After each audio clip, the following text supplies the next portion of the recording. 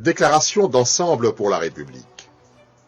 Depuis le lancement le 15 janvier 2025 de l'initiative conjointe de la CENCO et de l'ECC en faveur d'un pacte social pour la paix et le bien vivre ensemble en République démocratique du Congo, le principe d'un dialogue national inclusif s'impose comme une nécessité vitale pour restaurer l'unité nationale, rétablir la paix et mettre fin aux crises profondes qui minent la République démocratique du Congo.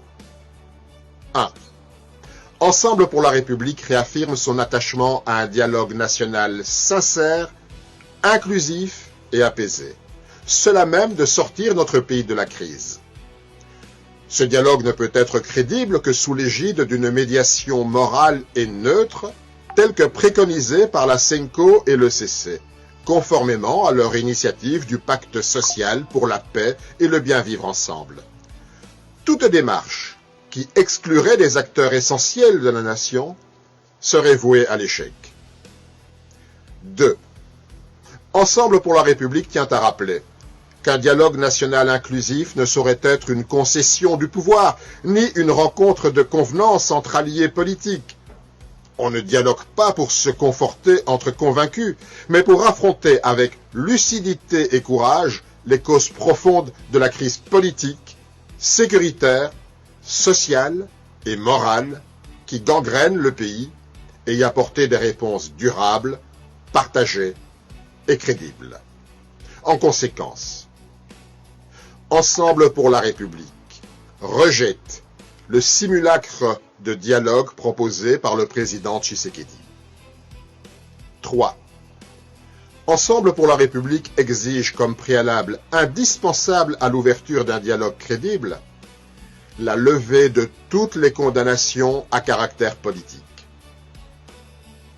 la libération immédiate de tous les prisonniers politiques et d'opinion, la fin des poursuites judiciaires instrumentalisées à des fins politiques, la levée des restrictions arbitraires à la délivrance des passeports et à la liberté de circulation des opposants, la cessation de toute répression visant à intimider ou exclure les voix dissidentes. Ces mesures ne sont ni des concessions, ni des faiblesses. Elles sont le socle minimal de la confiance, sans laquelle aucun dialogue ne peut être sincère. 4. Ensemble pour la République dénonce les contradictions flagrantes du président Tshisekedi, qui fragilisent la parole de l'État et nourrissent la défiance des citoyens. D'une part, il refuse tout dialogue politique avec l'opposition congolaise en dehors de Kinshasa, tout en négociant avec l'AFC M23 à Doha, hors du territoire national. D'autre part, il se pose en gardien de la Constitution, alors même que ses partisans n'arrêtent pas de clamer ouvertement leur obsession à en organiser la modification. Or, la Constitution est sans équivoque. Le président Félix Tshisekedi exerce présentement son second et dernier mandat qui s'achève en 2028. Le pays n'a besoin ni de glissement, ni de tripatouillage constitutionnel, ni d'ambiguïté institutionnelle. Tout dialogue qui servirait de prétexte à la prorogation du mandat en cours ou à la préparation d'un troisième mandat est par avance voué à l'échec. 5.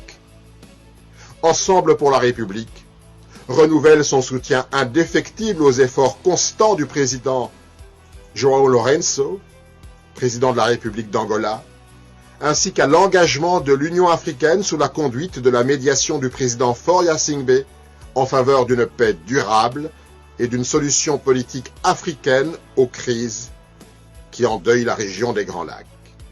Fait à Kinshasa le 2 février 2026, pour Ensemble pour la République, le Directoire exécutif national.